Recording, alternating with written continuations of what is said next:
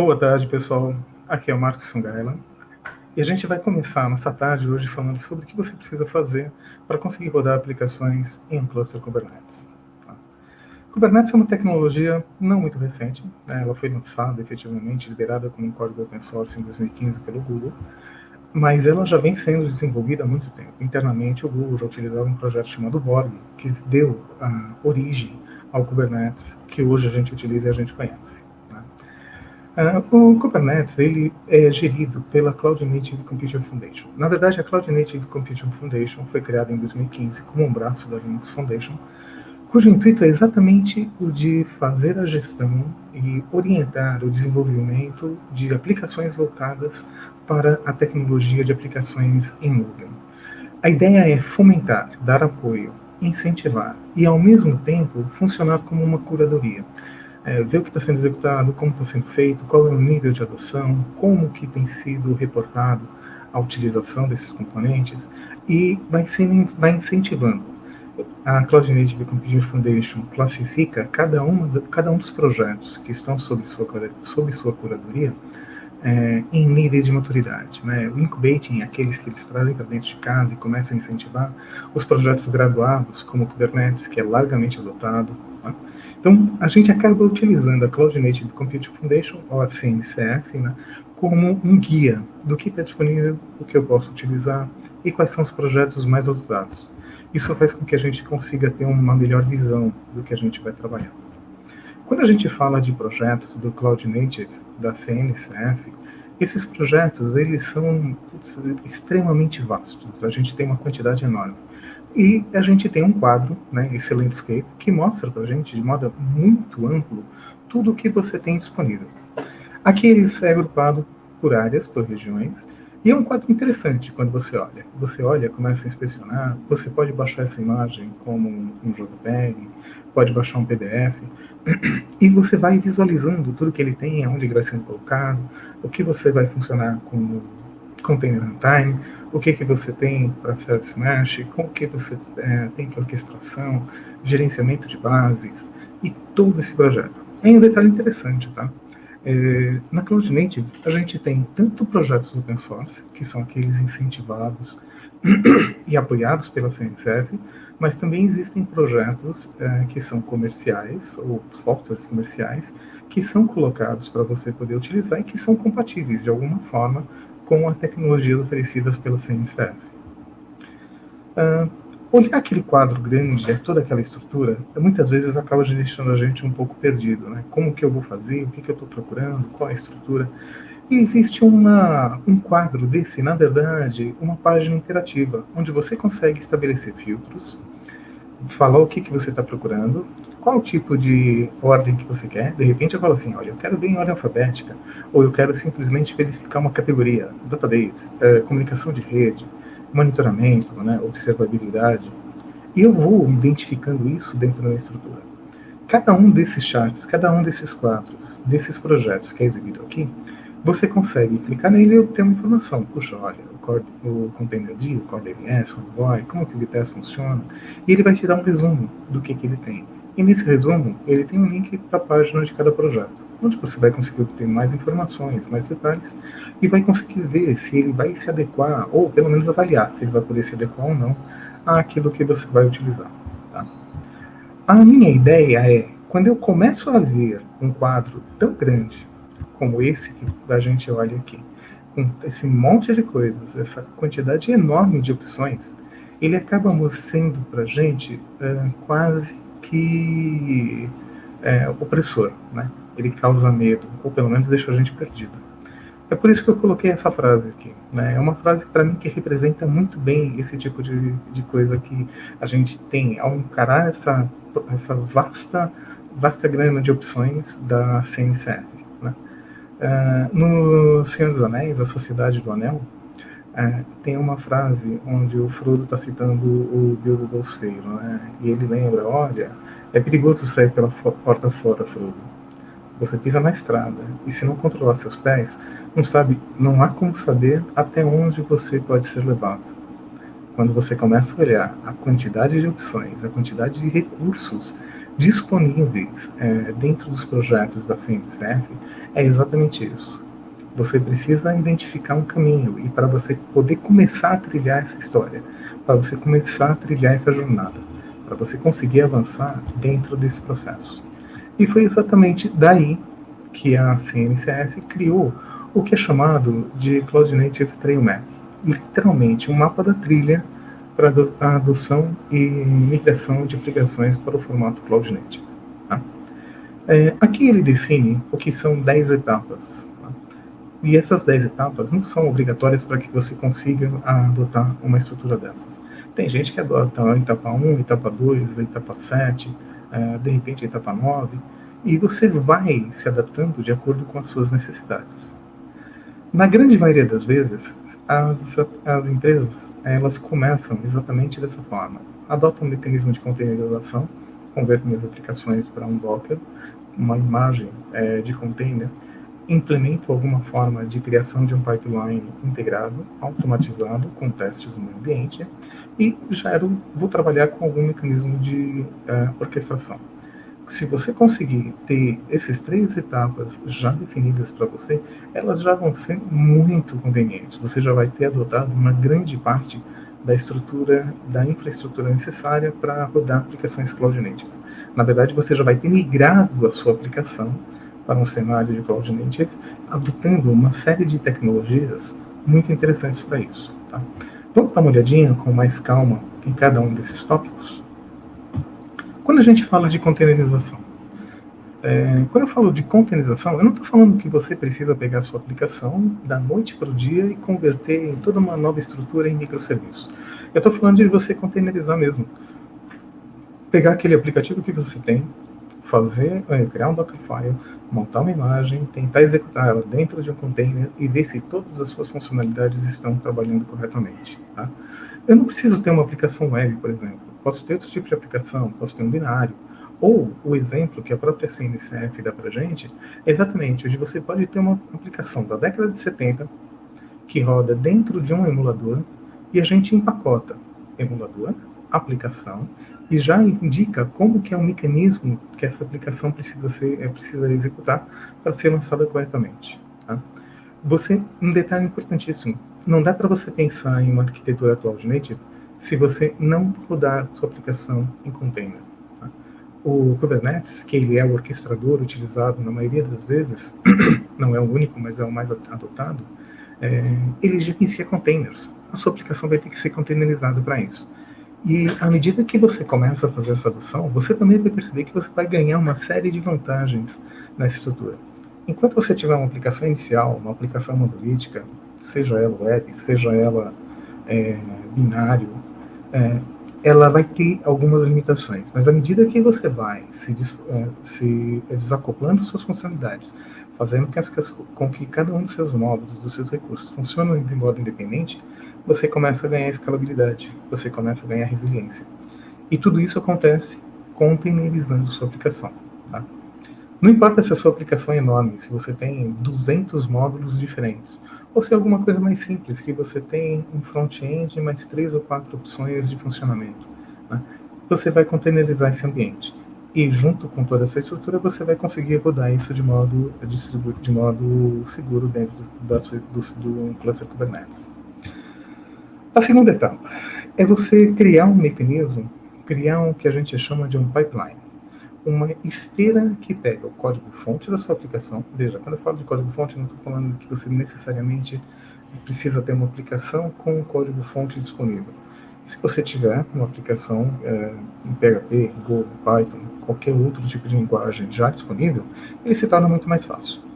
Você pode criar um mecanismo de monitoramento que toda vez que o código-fonte dessa aplicação seja modificado, ele automaticamente entre em um processo de criação de uma imagem, inicie um processo de testes funcionais, testes unitários, testes integrados, para validar se o funcionamento da sua aplicação, funcionamento básico, ele está adequado para ser colocado em produção. Dentro dessa estrutura, você pode fazer isso de modo automatizado, né? Pelo menos a parte de construção da imagem e testes, ele pode ser feito de modo automatizado, e até mesmo a publicação da imagem como um container a ser executado em produção, também pode ser feito isso. ou você pode simplesmente colocar um gatilho onde ele chega a determinado ponto, ele tem uma última etapa de aprovação, para que aquela aplicação entre em funcionamento. Tá? Aí você pode falar assim, puxa, mas e se eu deixar esse processo, essa estrutura toda automatizada, a aplicação entrar em funcionamento, eu posso ter alguma coisa que vai me causar um problema, toda a minha estrutura para? Sim, você pode ter um processo de rolling update, onde a aplicação é atualizada automaticamente, algum contratempo, mas ele também permite que você faça um rollback, que você volte ao que você estava utilizando, para que você consiga retornar ao estado operacional do seu ambiente. Quando a gente fala das estrelas de Continuous Integration, Continuous Delivery, a gente está falando de aplicações como Jenkins, GitLab CI, Spinnaker. Tá? Existem vários outros. Muita gente tem falado, por exemplo, de um JenkinsX, mas o JenkinsX ainda não é uma coisa totalmente funcional. Então, hoje a gente ficaria nesses principais players, nesses principais projetos. Jenkins, GitLab CI, Spinnaker. Vão te dar uma série de funcionalidades, um grande processo de integração e muita tranquilidade na sua operação. Aí a gente chega no momento em que eu preciso colocar a minha aplicação para funcionar. Se eu for colocar em uma máquina, muitas vezes eu utilizo um container runtime independente. Pode ser um Docker. Nas versões mais recentes você tem um Podman, você tem um containerd. Esses container runtimes, eles vão executar de modo isolado a sua aplicação. Eu vou colocar numa máquina, o pessoal vai todo mundo acessar a partir dali, e eu vou começar a tratar dessa forma. Quando a gente fala de orquestrar, a gente vai ter um serviço principal, Kubernetes, no caso, ele é o principal projeto hoje na orquestração de clusters de containerização. E a função dele, gerar uma série de funcionalidades para que você consiga ter várias máquinas físicas ou virtuais atuando como container runtime, ou seja, capaz de executar os meus containers e que eu consigo gerenciar a partir de um ponto centralizado. Tá? Existem várias ferramentas de orquestração. Kubernetes, hoje, é de longe o mais adotado, mas não é o único.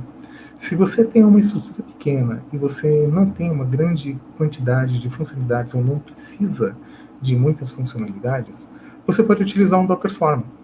Ele vem integrado já com o próprio Docker, a partir da instalação do Docker, do pacote do próprio Docker, você consegue criar um cluster de containerização com Docker Swarm, versátil, eficiente, porém não com tantos recursos acoplados como você consegue utilizar com Kubernetes. O Apache Mesos ele funciona muito mais como um orquestrador de tarefas. O Nomad ele é visto como um orquestrador de data center e ele tem uma estrutura que é o Marathon que permite a execução de containers. Então a gente tem esse orquestrador de data center junto com o Marathon, um ambiente de execução de containers. Utilizando juntos, eles conseguem fazer um processo de orquestração legal. Ainda tem mais um que eu não citei aqui, que é o Rancher, recentemente adquirido por uma distribuição, e hoje a gente não sabe muito bem como é que o projeto vai ficar daqui para frente. Mas é uma opção também muito boa e excelente para você poder trabalhar. Esses são os 3 passos que a gente considera ideal para você conseguir fazer. Se você conseguir containerizar sua aplicação, tem um mecanismo automatizado para colocar sua aplicação, construir uma imagem, colocar sua aplicação no ar, na verdade, construir a imagem, testar e colocar sua aplicação no ar, você já chegou num ponto assim avançadíssimo. E ter um mecanismo de orquestração, ele vai garantir que você tenha disponibilidade, resiliência, que eu possa fazer migração de recursos, fazer atualizações dinâmicas das minhas aplicações. Daqui para frente já são processos de evolução. Veja, não significa que eles não são necessários. Eles são altamente recomendados. Porém, muita gente acaba utilizando esses 3 passos iniciais e vai muito bem. Tá? Esse passo é um passo essencial. Apesar de ser os módulos avançados, como eu comentei, observabilidade, o que a gente antigamente chamava só de monitoramento, a ideia de você ter observabilidade é um pouco diferente do conceito que a gente tinha de monitoramento. Muitas vezes eu tinha monitoramento, um sistema de alertas, um dashboard, mas a ideia de observabilidade é que você consiga utilizar isso para tomar decisões sobre suas aplicações. Tá? Então, ele muda um pouco o conceito, muda a forma como ele vai colocar para você. Existem soluções para monitoramento, gerenciamento de log, tracing. Quando a gente fala de monitoramento, por exemplo, o Prometheus hoje ele é a aplicação a aplicação graduada, é o projeto graduado dentro da CNCF. E na parte de logs, Fluentd ele vem sendo largamente adotado. Eu particularmente acho o Fluentd muito bom e extremamente estável. O conjunto de funcionalidades que ele oferece é fantástico. Na sequência, a gente tem ainda com Tracing, o Open Tracing e o Jaeger. Né? Então, os dois trabalham fantasticamente na parte de Tracing e vão te dar um controle adicional sobre a utilização de tráfego, sobre o controle de tráfego, como você está utilizando, o que você está destinando para cada parte da sua aplicação ou a aplicação como um todo. Né? A parte de Service Mesh, ele trabalha principalmente controlando toda a parte de comunicação do seu ambiente. Eles vão ter uma série de proxies, onde eles vão permitir que você utilize comunicações diretas com determinados recursos de API ou entre aplicações de modo mais distribuído. Ainda vai ser possível, por exemplo, você trabalhar com direcionamentos de tráfegos, onde você tem um tráfego um pouco mais destinado a um determinado recurso. Eu posso colocar uma nova versão da minha aplicação, e de repente essa nova versão da aplicação, eu falo assim, olha, eu quero colocar aqui 5% do meu tráfego atual, tráfego real, 5% para a nova versão, para eu avaliar como que está sendo o comportamento. Ou se a nova versão está destinada a corrigir alguma falha em algum item da sua aplicação, de repente, uma comunicação vindo de um determinado sistema operacional ou de um determinado navegador, um cliente, eu posso falar, quando eu tiver um tráfego desse tipo de cliente, redireciona para a nova aplicação para a gente já avaliar se essa aplicação está funcionando de modo correto. Dentro do Service Mesh, os principais componentes são o Envoy, CoreDNS, o Linkerd. Não exclusivamente, a gente olhando o landscape da CNCF, você ainda encontra Istio também, que é um grande componente de Service Mesh. Avançando um pouco mais, a gente começa a ter necessidade de integrações de rede. Eu preciso de recursos de rede que sejam muito flexíveis e que sejam compatíveis com a especificação de network da Cloud Native Foundation, né? Ou o Container Network Interface, CNI, ele define uma série de recursos que devem estar disponíveis e como você vai poder trabalhar com eles. Por padrão, quando eu trago um Kubernetes, eu tenho o Flanel disponível dentro dele. Ele tem algumas limitações, funciona muito bem, mas o ideal é que a gente trabalhe, por exemplo, com algum plugin adicional. Os dois mais conhecidos, Calico e o Evenet. Não são os únicos, tá? A gente ainda tem outros disponíveis também para você poder mexer nisso. Essa URL tem uma especificação onde você consegue ver todos os componentes. A gente seguindo, avançando um pouco. Troca de informações entre aplicações ou entre containers da minha aplicação. Vamos tratar a parte de fluxo de dados, streaming e mensageria do meu ambiente. Durante muito tempo, a gente utilizou um SOA, né, um Service Oriented Architecture, utilizando um USB, um Enterprise Service Bus, para comunicação e troca de dados. Né? Essa troca de dados, muitas vezes, ela utiliza mecanismos REST, JSON, XML. O problema é que essa tecnologia, que esse mecanismo, apesar de altamente funcional, é que ele tende a ser mais lento. Quando você vem para uma arquitetura de Kubernetes, uma arquitetura de containerização, onde o seu foco é principalmente ganhar desempenho e principalmente confiança, né, na execução da sua aplicação, existem pelo menos 2 frameworks novos em termos, a gente já tem aqui, acredito, de quase 3 anos cada um deles, como o gRPC, né, que é um framework RPC de altíssima performance, e o principal ponto, ele é multiplataforma, não se roda exclusivamente em ambientes Linux, né? Então você pode tocar isso tendo worker nodes de outros ambientes. E o NATS, onde ele tem um mecanismo diferente, onde ele disponibiliza para você um formato onde cada um dos nós envolvidos faz um subscribe de uma publicação e você tem cada um dos nós que mandam informações como um publish.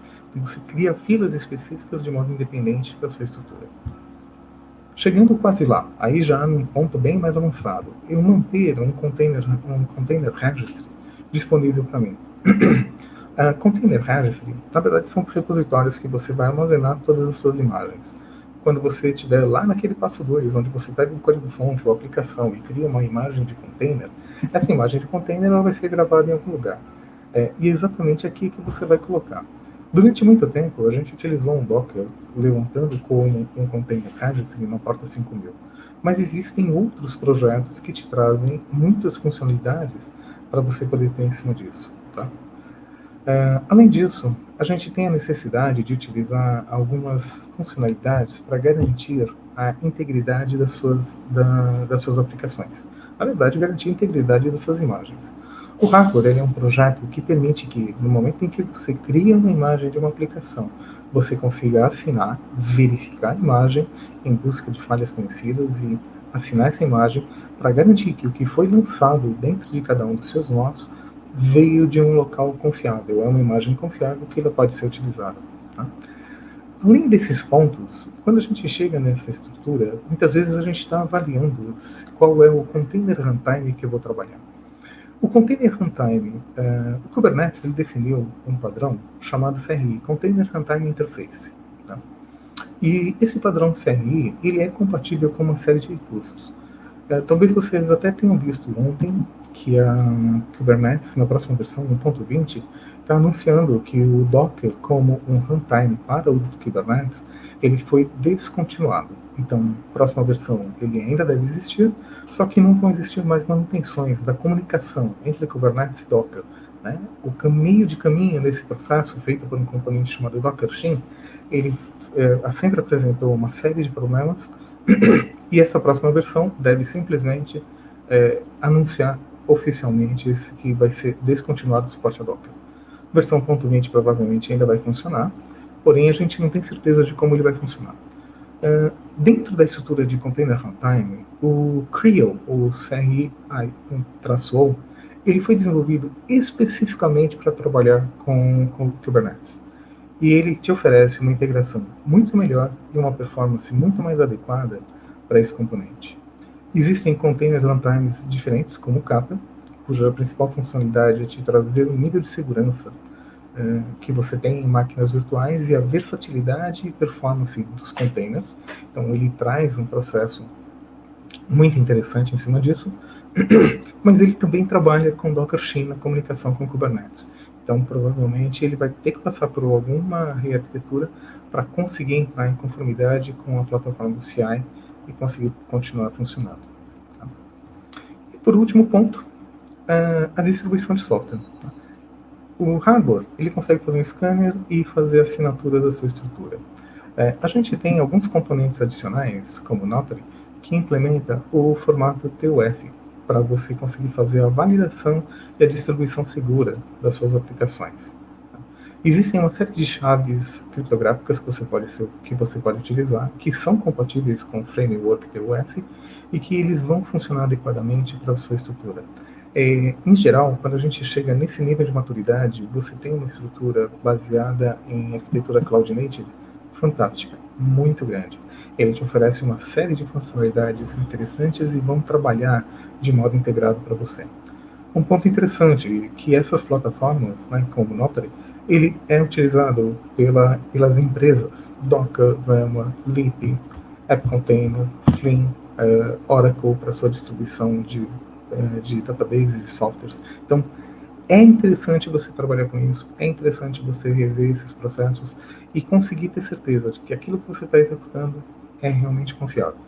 Mas lembrando, se você conseguir chegar nos 3 primeiros passos, containerizar sua aplicação, você conseguir criar um pipeline para fazer testes da sua aplicação e distribuir isso diretamente no seu container orquestrado, pode ser com Kubernetes, pode ser com Mesos, ou qualquer outra plataforma, hoje você já vai estar muito avançado, você já vai estar muito integrado nesse momento.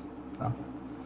Bom, o que eu tinha para mostrar para vocês era isso, é mostrar que esse processo não é um processo complicado, ele é um processo simples e tranquilo, ele vai te dar algumas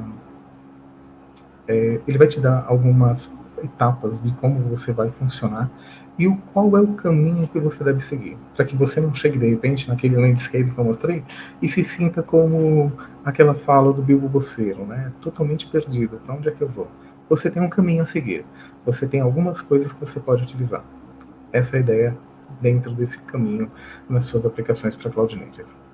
Pessoal, muito obrigado pela sua participação, por assistir o vídeo e espero que vocês consigam interagir de modo legal.